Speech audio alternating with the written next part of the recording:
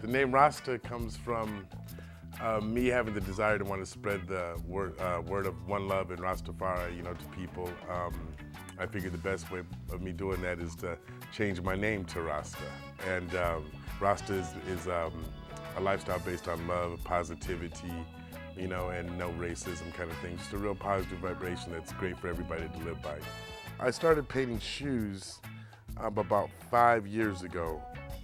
One of my friends had paid $100 for some shoes to get painted on I saw over in Tampa. And he showed me the shoes and I was like, dang, I could have done something way better than that. And I had never thought of painting on shoes before that. And he said, you could paint? And I was like, yeah, I do a little something. And he said, well, paint me some 4th of July shoes. So I painted the shoes for the 4th of July. And as I was doing it, I noticed that it just came really natural to me. And it was actually, something kind of easy. I'd always loved shoes, I'd always loved art. So finally I got to put the two together and it just became like a wrap. It was just easy, it was great, and it just flowed. And next thing you know, like I said, I'm known around the world doing them, like 1,200 shoes later. I got motivated to start painting from my parents because when I was young, I was sketching and drawing them. And then I started drawing the houses across the street in our neighborhood. I would sketch them and draw them, then I would go sell those sketches to the neighbors. There was a woman about 70 years old named Betty Grant, who I thank every time I paint something. She got me into these art classes, and every Monday I would go there and paint for about 3 hours, oil paints, and she was just teaching me different techniques. And that's all the painting training I had. I like to consider myself really good at sports. I was an All-American baseball player 2 times, had the opportunity to go professional and didn't sign a contract. Baseball, it took over my life, yeah, it did, and with the desire to trying to go pro.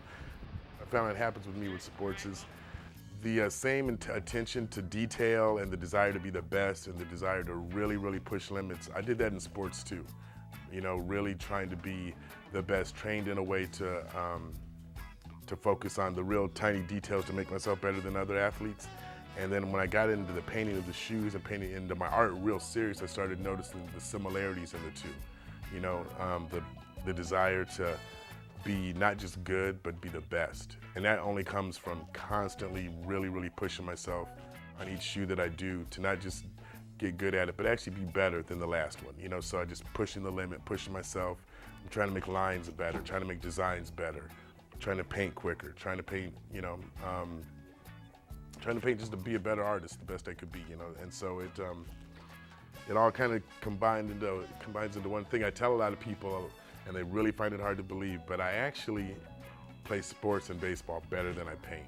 And it trips people out. They're like, what? How could you be? But it might be a fact. You get me on a baseball field or a football field, I'll blow you away. I have the 2 children here in Florida. I have a daughter in Japan. But my kids who live here in Florida, they love the fact that they can pretty much have whatever shoes they'd want, whatever color they need. They come in sometimes and actually help paint. They both love to do this stuff.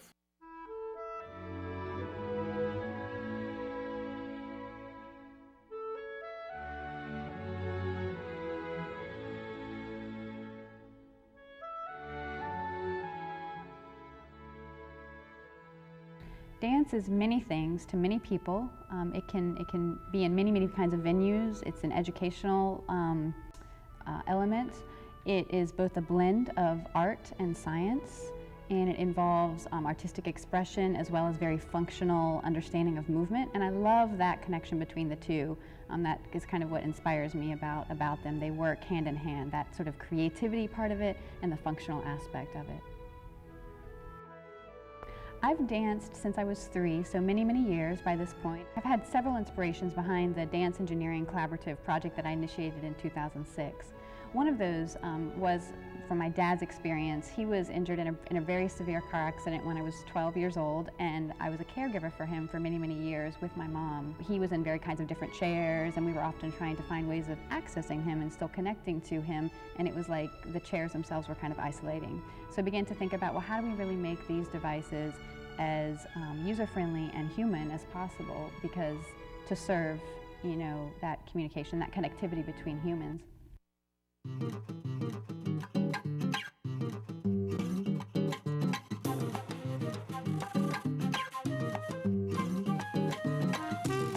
My name is Gabriel Ramos, and I'm an undergrad from USF, going for a BFA in photography.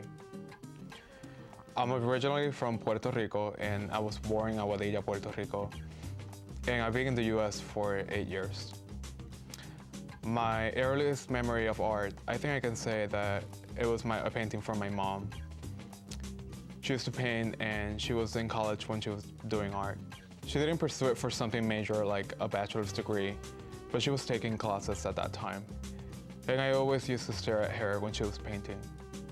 I was always attracted to the camera and to take the camera and just take pictures of family members. I was always the photographer in any activity, but I never took it as a fine art thing that I would do it. When I took my first art class in high school, it was a black and white photo class, and it was my last semester of high school. I can say that it completely changed my whole idea of photography that I had. So I'm pulling a lot of inspiration from my current work, from my memory. I remember how the structures were over there in Puerto Rico when I was a kid. My culture here in America is fusing with my Puerto Rican memories, so a lot of the work is a fusion of both perspectives.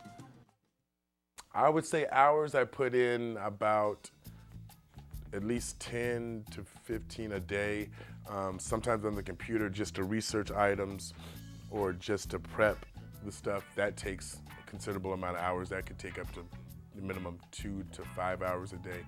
So I'm pretty much painting in the studio or working about 16, 17 hours a day, almost every day. You know, my favorite phrase is painting from see to can't see, which means I'm painting pretty early in the day to painting really late at night. You know, we have a lot of fun in the store. Friends come by, bringing me food, bringing me, you know, inspiration.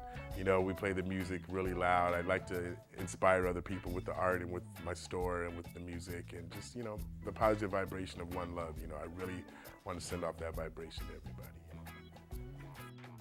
everybody. My latest project that I'm working on is this guitar right here. It's for a big gentleman in size. He's about 6'3", 250 pounds. So I'm looking to impress him, to keep him very happy. I think everybody's gonna be a little bit surprised with what his choice is that he wants on the item that I'm working on, the guitar. You know, it's, you don't want to judge a book by its cover, that's all I can say. The process of painting the shoes is probably a lot more than what people might envision.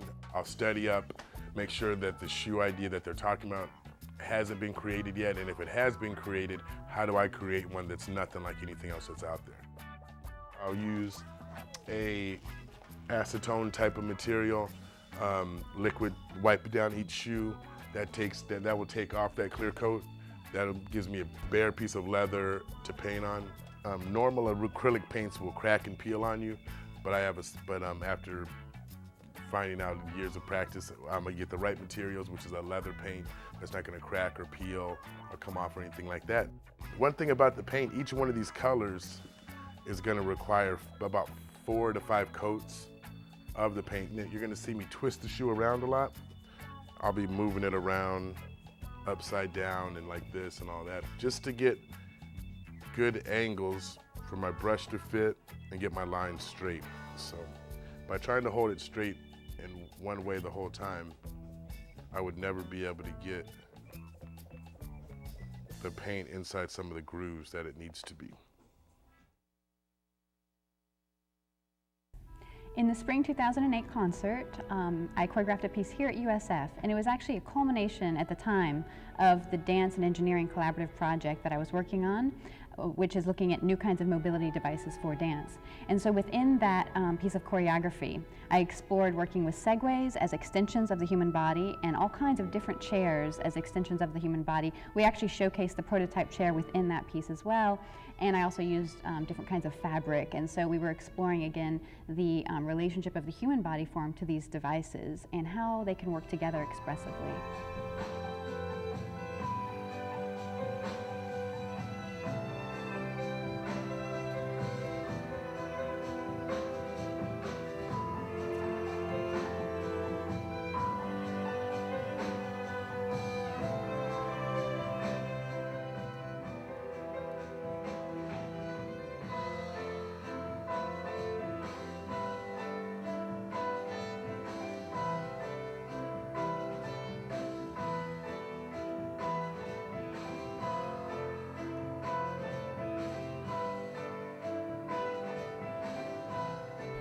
The dancers, I don't know that I can speak exactly to what they were feeling in the piece of choreography, but I do know that through the process it was challenging in terms of we were working with so many different elements because we were working with fabric and we're working with devices, and so it was challenging in that way, but they were great. I mean, they very much tried to become one with these things and move those things through their bodies. So I think it was a very good experience, and I'd like to, it was a sort of an initial experimentation, so it's the type of thing that I have continued to explore, and I will continue to explore it.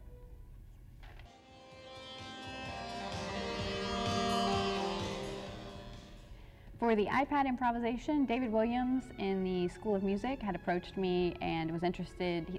About 5 musicians had started to experiment with playing music on their iPads, and then he approached me and said, you know, I'd really like to see maybe some movement and dancers involved with what we're doing, and it sounded really intriguing and different to me. So we had our first experimental session in the fall semester, and then we had this performance happen in the spring semester.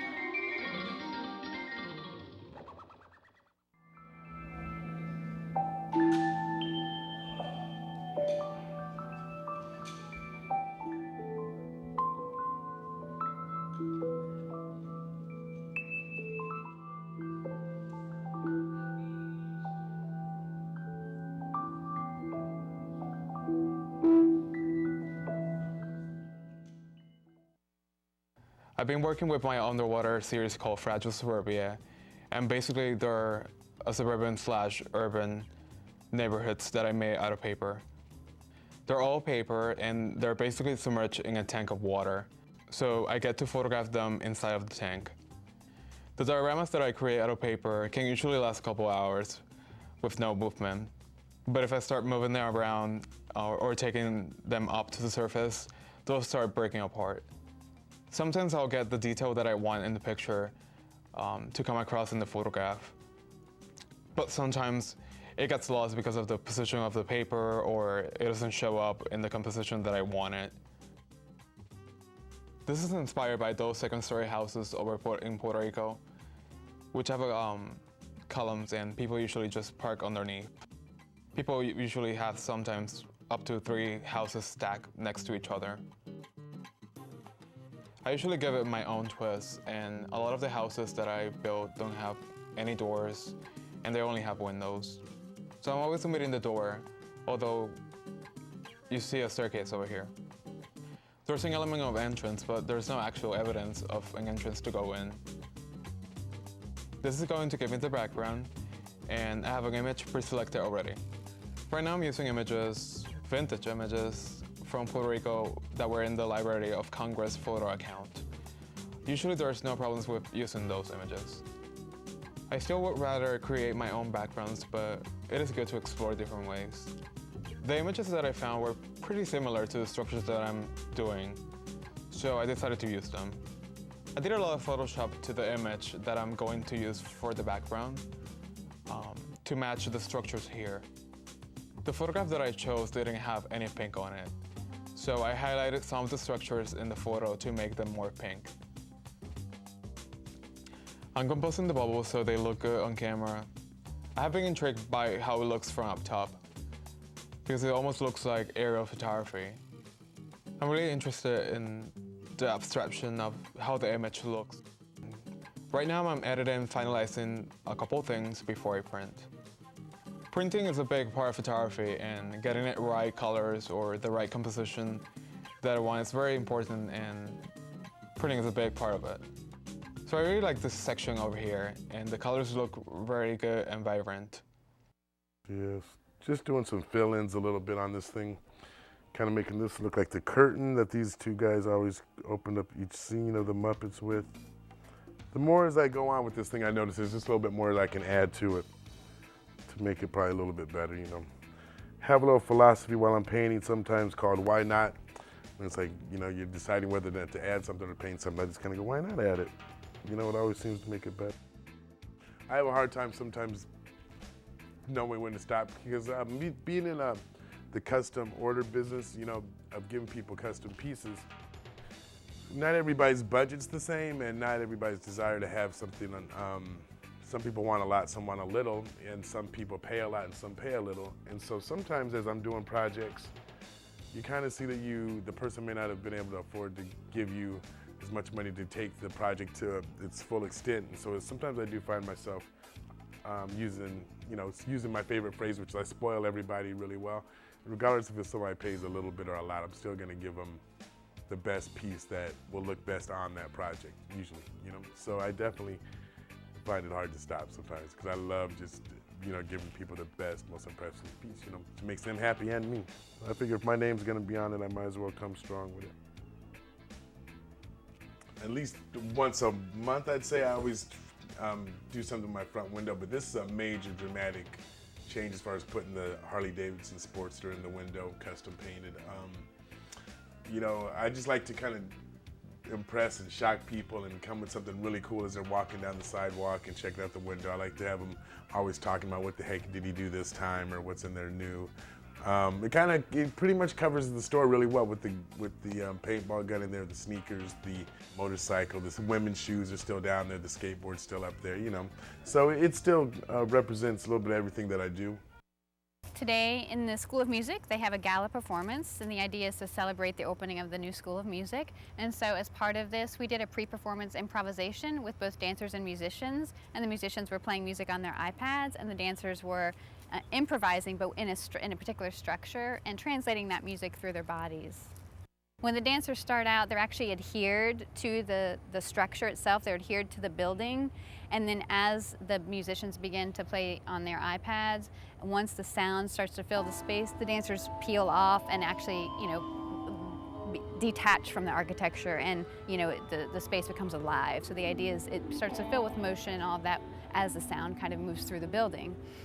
That was kind of the idea of why the dancers are adhered, and then later they go back to the structure and come out of it. There was also some things set in terms of counter tensions with the dancers.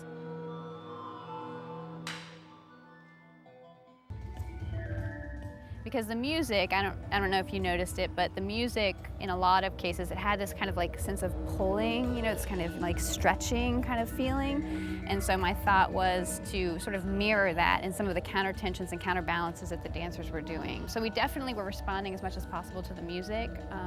And then there was really a set body of material that we used, that I developed with the dancers. So they had a core of material to work with, and then they could manipulate that in a number of different kinds of ways.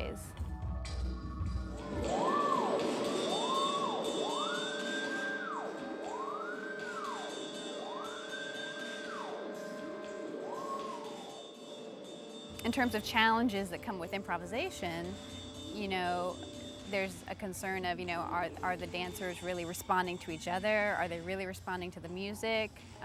You know, you're wanting all the sort of conditions to be right for that and give them enough time to warm up and things like that. Again, because it's not a choreographed work that we've worked on for a number of weeks or something like that, and we know exactly what's happening, there's a lot of unknowns. So you're hoping that the dancers will have enough tools to respond well to those kinds of unknowns.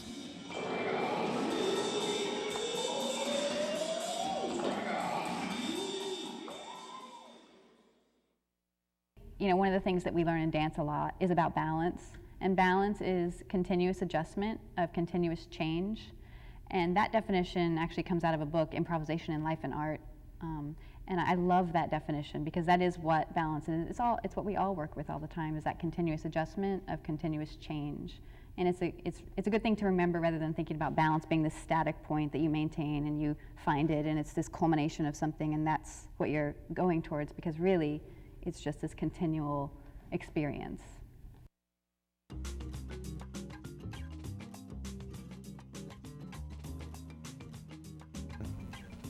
In photography, you would have to have this whole room pitch black when you take the picture. and you'd have the shutter open on the camera, open for 30 seconds or more while you're doing the flashlight, and you're moving the flashlight all around different corners and trying to get this exposed in the right places. And I love how he did that, because you can't use that with normal light.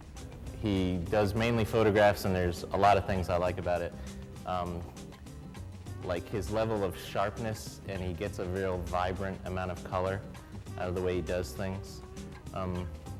This one appears to be mostly in miniature, and the really cool effect is, you notice, it looks upside down or something at first, but it really seems to be in an aquarium where the bubbles at the top almost form like a cloud-like texture. I do play with colors, and I admit that makes the viewer come into my photographs because they're so colorful, and I think that's a big part of my culture, and so it comes across in the photographs. This month I was featured in Gallery 102 for the Student Art exhibition at USF, and I was really happy to get experience and exposure from this. I got a really good response from my peers, and that is something that is going to help me in the future, either opportunities or exhibitions. My first solo show was a huge success, and it did make my family and myself really proud. I hope to have many more gallery exhibits in the future, and I do plan to either move to New York or LA to get my graduate degree. Whatever your passion is, I believe it's yours to chase, and you should not let it go. I think it's done, y'all. Pretty much, voila. I think I'm finished with it, yeah. Cool. When it gets that clear coat, it's a wrap. We call that the glass. When it gets that glass on top of it, it gets bonkers. I try to sign each piece that I do. These people have been really requesting that. I used to be stubborn and say I did already sign it with all these brushstrokes. You can tell it's a Rasta original, but I feel like that now I go ahead and sign each one. And I find a little secret spot. On each piece with your signature, you don't want to have it be something that takes away from the painting. So I sometimes always find a little hidden spot, or somewhere that's not a big distraction, or take away from the piece, because the signature is nice to put on there and show off, but I don't want to take anything away from the people's desire to have the artwork. So I would say I would always like to expand the business and try to maybe open up some shops like this in other parts of the country or other parts of the world. But I love St. Pete. I love the 600 block. So I'd probably never leave the 600 block, because this is just a growing art area, St. Petersburg, and it's going to be great. I love that question. What if the Rays asked me to throw out the first pitch? I would throw a strike, I promise you that. I'd throw a strike, and I would do a full windup. That would be great. That would be a dream come true. And I would paint the baseball before I threw it. Or something, I don't know. But that would be great. That would be something. I never thought about that before. The location of the store of One of One Customs is 659 Central Avenue in St. Petersburg, right along the 600 block. We've got about 20 or 30 different art galleries on this street. We've been here about 1 year, just rocking the block, having a great time, putting out some really kick-butt art. Look to be here a lot longer. This is just the beginning. We want to try to make the 600 block a destination for people around the world when they come visit St. Pete. If you want them to know, you got to come visit the 600 block and check out Rasta. Some of the goals that I have for One of One Customs and Rasta as an artist is to travel around a little bit and offer classes to people. I like to help. I love to get into hospitals and help kids with cancer. Let's learn how to do some hats, or let me do some hats for you. Just to be able to show that there's more to art than just canvases on the wall. I love speaking, educating people on, just getting the most out of themselves. I love spreading the one love vibe. I'm looking forward to the art classes that I'm going to be offering. The classes are going to be held either next door at what I'm looking to maybe be a new studio area, I'm not sure, or at Danzio Studios, which is about 4 stores down. So it'd be a good spot to have kids in adult classes. They're gonna be a lot of fun. People are gonna learn actually how to improve or just fine-tune their own brush strokes I'd like to just thank you guys for coming out and hanging out with me. I'm gonna keep pushing it down on this side of town. Everybody that's out there, I guess the quote we'll leave you with is Rasta puts paint where it ain't. I don't see me changing. I just see things getting better. You know, I'm still the best starving artist in town, you know, so we're trying to cut that one out.